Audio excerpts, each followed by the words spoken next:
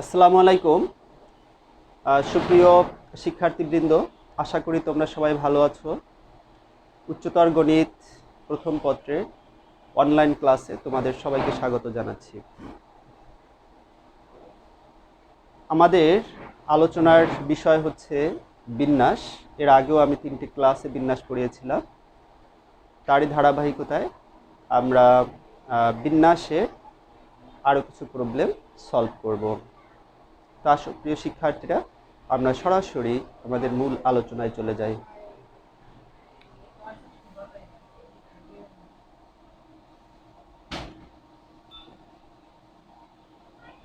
ব্যঞ্জন বর্ণগুলোকে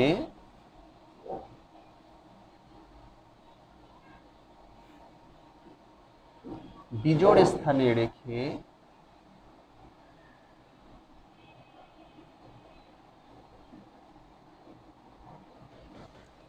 ইকুয়েশন শব্দটির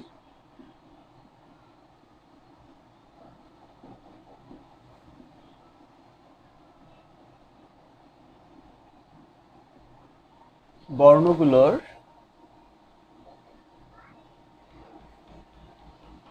সাজানোর উপায় নির্ণয় করো।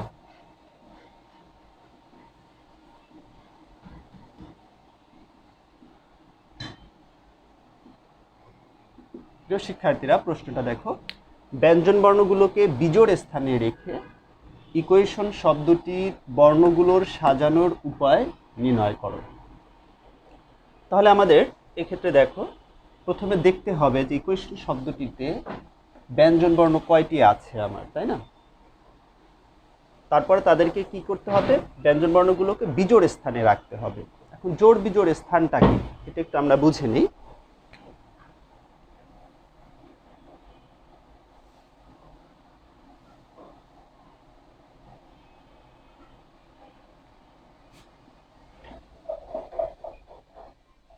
দেখো, 1 2 3 4 5 6 7 8 ইকুয়েশন শব্দটিতে 1 2 3 4 5 6 7 8 মোট বর্ণ আছে কয়টি? 8টি। দেখো, তাহলে এই 8টি জায়গা আছে শব্দটিতে। 1 2 3 4 5 6 7 8। এখন এর ভিতরে বিজোড় স্থান কোনটি? দেখো, এই 1 নাম্বার স্থানটি, এটা হলো বিজোড় স্থান। 3 নাম্বার স্থান, 5 নাম্বার স্থান এবং 7 নাম্বার স্থান। এই 4টি জায়গা আছে বিজোড়। তাহলে আমাদের যে শব্দটির বিন্যাস করতে হবে, সেখানে এই ব্যঞ্জন বর্ণগুলোকে এই বিজোড় স্থানে রাখতে হবে। ঠিক আছে? তাহলে আমরা কিভাবে লিখবো? দেখো,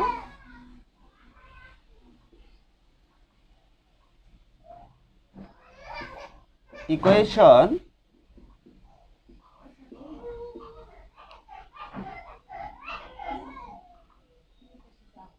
শব্দটিতে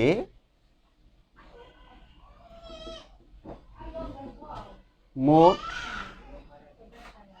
বর্ণ আছে 8টি। ইকুয়েশন শব্দটিতে মোট বর্ণ আছে 8টি, যার মধ্যে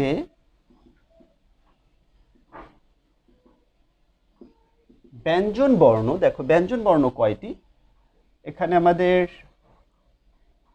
কিউ একটা ব্যঞ্জন বর্ণ, টি একটা ব্যঞ্জন বর্ণ, এন একটা ব্যঞ্জন বর্ণ, 3টা ব্যঞ্জন বর্ণ আছে।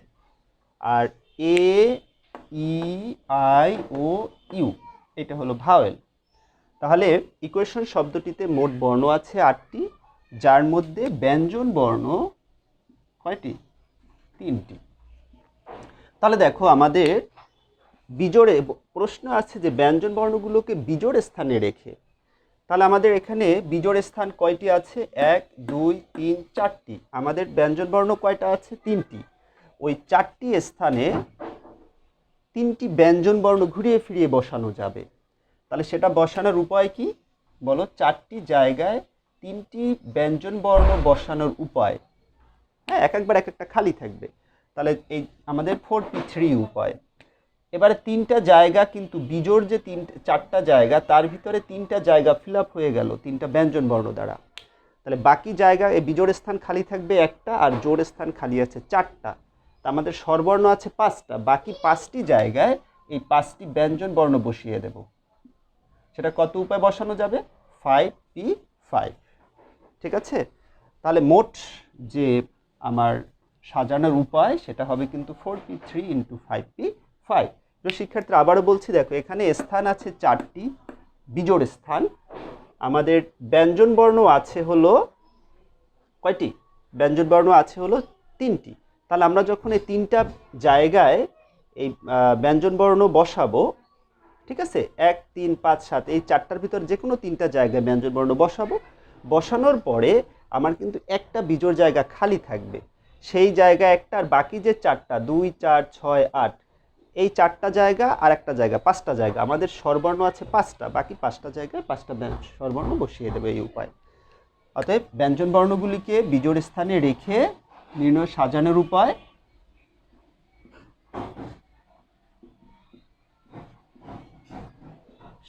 উপায় বা নির্ণয় বিন্যাস সংখ্যা কত হবে? 4p3 ইন্টু হবে 5p5। 4p3 ইকুয়াল 24 আর 5p5 হচ্ছে 120, 2880। দেখো এত সংখ্যক উপায়ে এই ইকুয়েশন শব্দটিকে সাজানো যাবে যাতে ব্যঞ্জন বর্ণগুলো কি সব সময় বিজোড় স্থান দখল করবে। প্রিয় শিক্ষার্থীরা, আশা করি তোমরা সবাই বুঝতে পেরেছো। যদি এভাবে যদি বলে যে স্বরবর্ণগুলোকে জোড় স্থানে রেখে বা ব্যঞ্জন বর্ণগুলোকে জোড় স্থানে রেখে, এটাই যদি বিজোড় স্থানে না বললে যদি বলতো জোড় স্থানে রেখে, তাহলে কিন্তু একইভাবে তোমরা এটা কি সমাধান করতে পারবে। ঠিক আছে?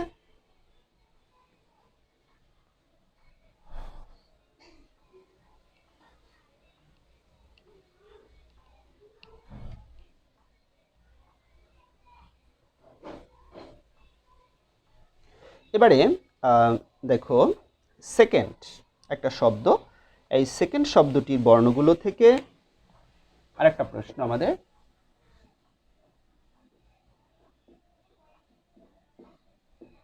এই সেকেন্ড শব্দটির বর্ণগুলো হতে প্রতিবারে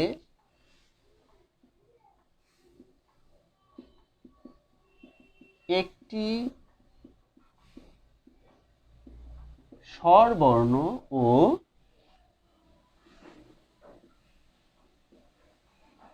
দুইটি ব্যঞ্জন বর্ণ নিয়ে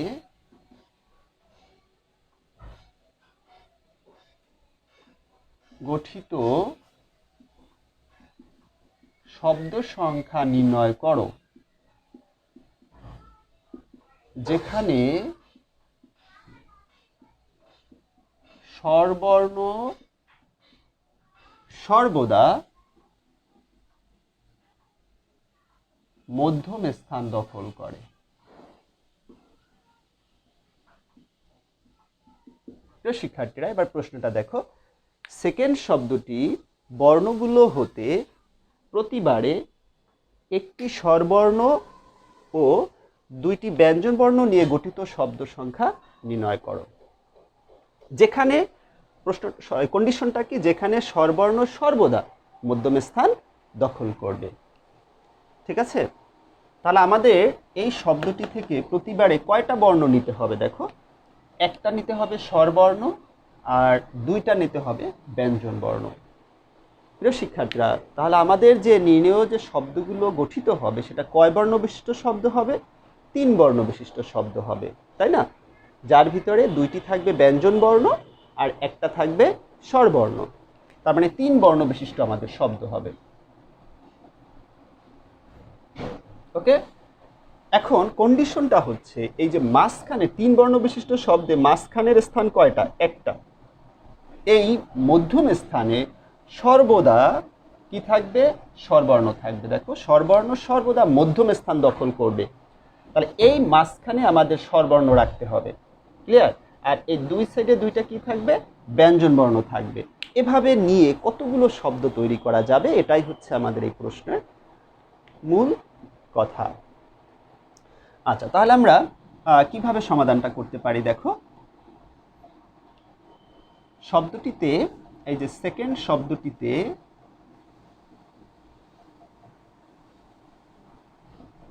মোট বর্ণ আছে দেখো 1 2 3 4 5 6 ছয়টি, যার মধ্যে স্বরবর্ণ কয়টি দেখো ই আর ও, যার মধ্যে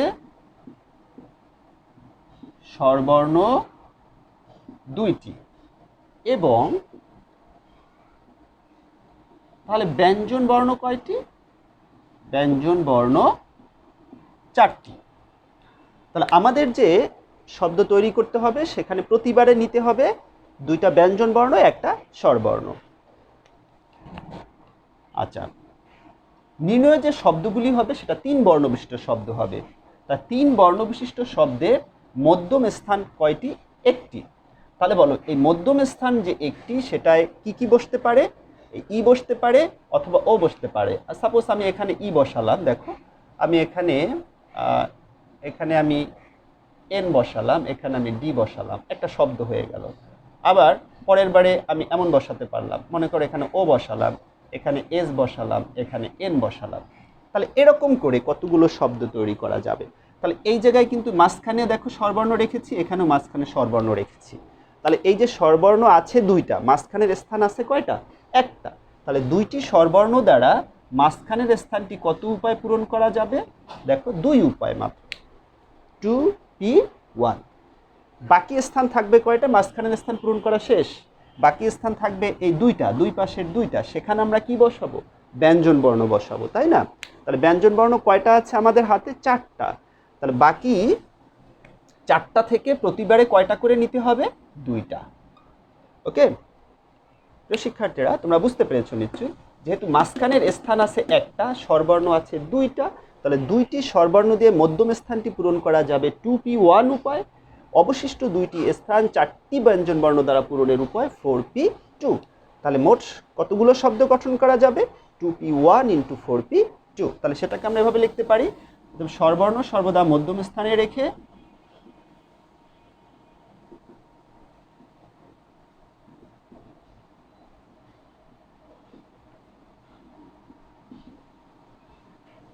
মোট বিন্যাস সংখ্যা কত হবে? 2p1 × 4p2। 2p1 মানে 2, 4p2 মানে 12।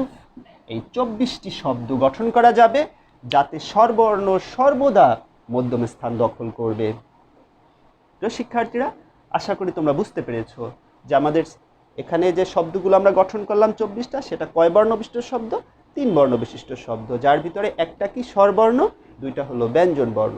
স্বরবর্ণটা সর্বদা কোথায় বসেছে? মাঝখানে বসেছে। সেই কন্ডিশনে আমরা 24টা শব্দ গঠন করতে পারবো। প্রিয় শিক্ষার্থীরা, আশা করি তোমরা বুঝতে পেরেছো। তাহলে এভাবে যদি তোমাদের ব্যঞ্জন বর্ণের কথা বলে তাহলেও তোমরা এভাবে করতে পারবে।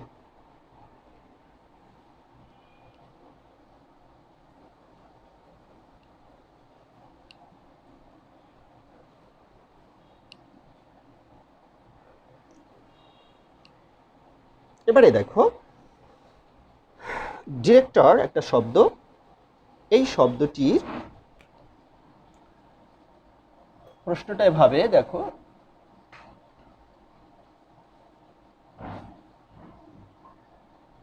একটা শব্দ আছে ডিরেক্টর, এই শব্দটির বর্ণগুলি হতে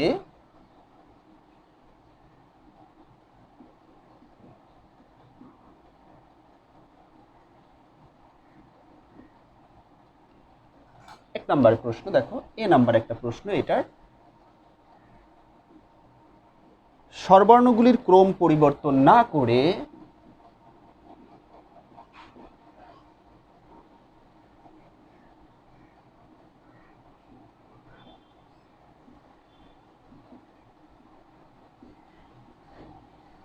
একটা। 2 নাম্বার প্রশ্ন হচ্ছে স্বরবর্ণগুলোর স্থান পরিবর্তন না করে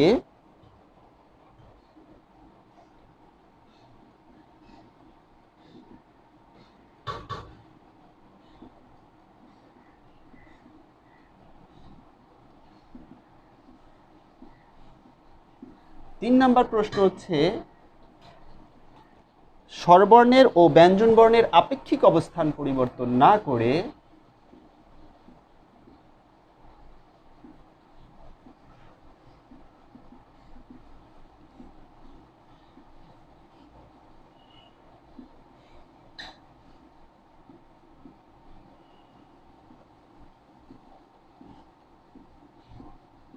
শিক্ষার্থীরা দেখো প্রশ্নগুলো হচ্ছে এরকম যে ডিরেক্টর শব্দটির বর্ণগুলি হতে প্রথম যে প্রশ্ন স্বরবর্ণগুলোর ক্রম পরিবর্তন না করে মোট সাজানোর উপায় নির্ণয় করো। তাহলে এগুলো সবগুলোর জন্য মোট সাজানোর উপায় কমন, এই কারণে এখানে লিখে আমরা একটা দিয়ে দিলাম যে না করে পুনরায় সাজানোর উপায় নির্ণয় করো।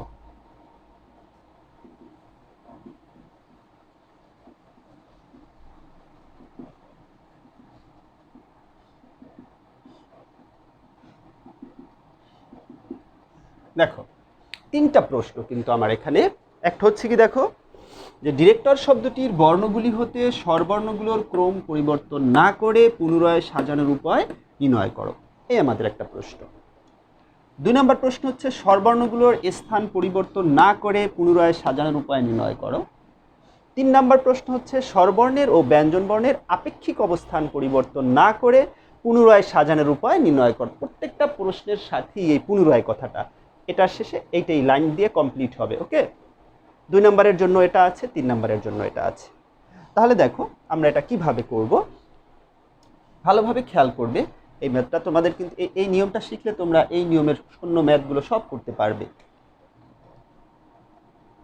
প্রথম প্রশ্ন, আচ্ছা আগে আমরা ডিরেক্টর শব্দটিতে মোট বর্ণ আছে কয়টি দেখো, 1 2 3 4 5 6 7 8।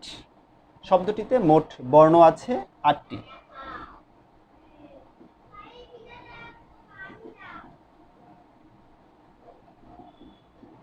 দেখো শব্দটিতে মোট বর্ণ আছে 8টি, যেখানে স্বরবর্ণ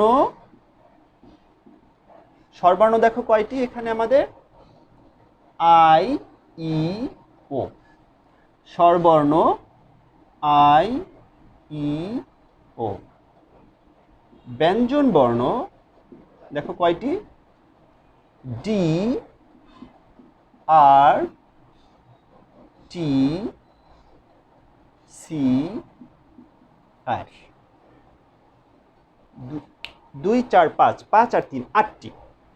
তো শিক্ষার্থীরা তাহলে মোট শব্দটিতে মোট বর্ণ আছে হলো 8টি, যার মধ্যে স্বরবর্ণ আছে 3টি, ব্যঞ্জন বর্ণ আছে 5টি। 1 নম্বর প্রশ্ন স্বরবর্ণগুলোর ক্রম পরিবর্তন না করে, এটা করার নিয়ম হচ্ছে স্বরবর্ণগুলোর ক্রম পরিবর্তন না করে মানেটা কি দেখো, সাপোজ আমাদের এখানে স্বরবর্ণ আছে 3টা, আমরা যে এখানে 8 বর্ণ বিশিষ্ট শব্দ তৈরি করব। দেখো 1 2 3 4 5 6 7, এই মনে করো 8। এখন প্রথমে দেখো স্বরবর্ণের কোনটা আছে, আই, আমি এখানে আই লিখলাম। এরপর মনে করো এখানে ই লিখলাম, তারপর এখানে মনে করো ও লিখলাম। তাতে কিন্তু ক্রম, প্রথমে আই ছিল, এখানে আইটাই প্রথমে আছে, ই তারপরে আছে, ও তারপরে আছে। এই জায়গাগুলো চেঞ্জ হতে পারে। মনে করো এরকম, পরের বার এমন হলো, এই মনে করো এখানে আইটা এখানে, মনে করো ই এখানে না, মনে করো ই এখানে, ও মনে করো এখানে গিয়ে, এভাবে চেঞ্জ হতে পারবে স্বরবর্ণগুলো, কিন্তু তার ক্রমটা ই আই এর আগে চলে আসবে না। ওকে, ও ই এর আগে চলে আসবে না। এই যে ক্রমটা আছে, এই ক্রমটা ঠিক রেখে কতভাবে সাজানো যায়, সেটাই হচ্ছে আমাদের এই ক্রম পরিবর্তন না করে সাজানোর উপায়। তো শিক্ষার্থীরা বুঝতে পেরেছো নিশ্চয়ই। তাহলে আমাদের কিভাবে করতে হবে, যদি এরকমের হয় তাহলে তোমাকে নিয়মটা হচ্ছে স্বরবর্ণগুলোকে তাহলে মনে করবা একই জাতীয় বর্ণ বিবেচনা করবা। ঠিক আছে, যাদের ক্রম পরিবর্তন না করতে বলবে তাদেরকে একই জাতীয় বর্ণ বিবেচনা করে সাজানোর উপায় বের করবা, তাহলেই সেটা ক্রম পরিবর্তন, এই উপায়গুলো বের হয়ে যাবে। ওকে, তাহলে 1 নাম্বার উপায় যে স্বরবর্ণগুলোর ক্রম পরিবর্তন না করে সাজানোর উপায়। প্রিয় শিক্ষার্থীরা তাহলে এক্ষেত্রে কি হবে দেখো, মোট বর্ণ কয়টি, 8টি, তাহলে ফ্যাক্টোরিয়াল 8। দেখো তাহলে এই স্বরবর্ণ তিনটাকে যদি একই জাতীয় বর্ণ বিবেচনা করি তাহলে তিনটা একই জাতীয় বর্ণ হলে ফ্যাক্টরিয়াল 3 আসবে। আর ব্যঞ্জন বর্ণগুলোর ভিতরে দেখো দুইটা আর আছে, এই কারণে আর একটা ফ্যাক্টরিয়াল 2 দিয়ে ভাগ হবে। ঠিক আছে, এই হলো স্বরবর্ণগুলো ক্রম পরিবর্তন না করে সাজানোর উপায়। তাহলে এখানে আমার রেজাল্ট আসবে 3360। কিন্তু আমাদের প্রশ্নে কি আছে দেখো, পুনরায় সাজানোর উপায়। এই যে পুনরায় কথাটা আছে, তাহলে এই যে 3360 এর ভিতরে এটা একবার সাজানো, এই যে আছে একবার সাজানো, ডিরেক্টর নিজেই একটা সাজানো শব্দ। তাহলে পুনরায় বললে এই যে সাজানো যেটা আছে এটা বাদে আর কয়বার সাজানো যাবে। ঠিক আছে, তাহলে আমাদের কি করতে হবে, এই মোট উপায় থেকে এক বাদ দিতে হবে। অর্থাৎ পুনরায় সাজানোর উপায়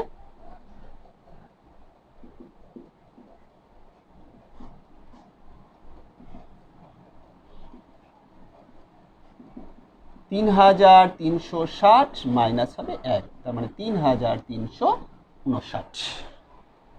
শিক্ষার্থীরা, স্বরবর্ণগুলোর ক্রম পরিবর্তন না করে এত উপায়ে পুনরায় সাজানো যাবে। আশা করি তোমরা সবাই বুঝতে পেরেছ। এবারে 2 নাম্বার প্রশ্ন দেখো, স্বরবর্ণগুলোর স্থান পরিবর্তন না করে। তাহলে স্থান পরিবর্তন না করে মানে কি, ওটা ফিক্সড, স্বরবর্ণ যেখানে আছে ওটা আর নড়বে না, তার জায়গা কোনো পরিবর্তনই করবে না। ওকে, তাহলে তাদেরকে বাদ দিয়ে জাস্ট ব্যঞ্জন বর্ণগুলো নিয়ে বিন্যাস করে দেবা, তাহলেই সেটা হয়ে যাবে। ওকে, তাহলে স্বরবর্ণগুলোর স্থান পরিবর্তন না করে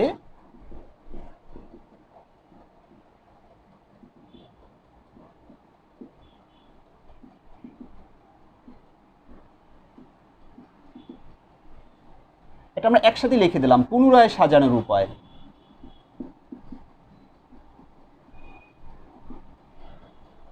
প্রথমে সাজানোর উপায় বের করবা, আমি এখানে একবারই দেখিয়েছি, আগের ম্যাথটা দেখিয়েছি, এক বিয়োগ করে দেবো একসাথে। তা স্বরবর্ণগুলোর স্থান যদি পরিবর্তন না করে তাহলে এটাকে, এটা ফিক্সড, এটা বাদ, বাকি যে বর্ণগুলি আছে ব্যঞ্জন বর্ণ সেটার বিন্যাস করবা 1 2 3 4 5, কত হবে 5 ফ্যাক্টোরিয়াল, এর ভিতরে আর আছে 2টা ফ্যাক্টোরিয়াল 2। এখন এটা হলো সাজানোর উপায়, পরিবর্তন না করে সাজানোর উপায়, এই পুনরায় কথাটা বাদে, কিন্তু পুনরায় যেহেতু বলেছি তাহলে এক উপায় কি হবে, বাদ যাবে। এই যে ডিরেক্টর নিজেই আছে একটা সাধারণ শব্দ, তাহলে আমার এখানে কত আসছে, 120 ভাগ 2 আসবে 60, বিয়োগ হলো 1, 59। এত উপায় পুনরায় সাজানো যাবে। ডিরেক্টর শব্দটি স্বরবর্ণগুলোর স্থান পরিবর্তন না করে পুনরায় এতভাবে সাজানো যাবে, 59 উপায় সাজানো যাবে। প্রিয় শিক্ষার্থীরা, আশা করি তোমরা বুঝতে পেরেছো। 2 নাম্বার প্রশ্ন আমাদের কমপ্লিট। তাহলে 1 হলো, 2 হলো, এবার 3 নাম্বার প্রশ্ন। স্বরবর্ণের ও ব্যঞ্জন বর্ণের আপেক্ষিক অবস্থান পরিবর্তন না করে, তোমাদের এই জিনিসগুলো মনে রাখতে হবে যে স্থান পরিবর্তন না করা, ক্রম পরিবর্তন না করা, আপেক্ষিক অবস্থান পরিবর্তন না করা। তাহলে আপেক্ষিক অবস্থান পরিবর্তন না করা মানে কি, স্বরবর্ণগুলোকে তোমার নিজেদের মধ্যে ঘুরিয়ে ফিরিয়ে তুমি সাজাতে পারবা এবং ব্যঞ্জন বর্ণগুলোর নিজেদের মধ্যে ঘুরিয়ে ফিরিয়ে সাজাতে পারবা। এই দুইটার গুণফলটাই হচ্ছে কি, আপেক্ষিক অবস্থান পরিবর্তন না করে মোট বিন্যাস সংখ্যা। তাহলে আমরা এখানে লিখি, স্বরবর্ণগুলোর আপেক্ষিক অবস্থান পরিবর্তন না করে, 3 নাম্বার, স্বরবর্ণ ও ব্যঞ্জন বর্ণের আপেক্ষিক অবস্থান পরিবর্তন না করে পুনরায় সাজানোর উপায়।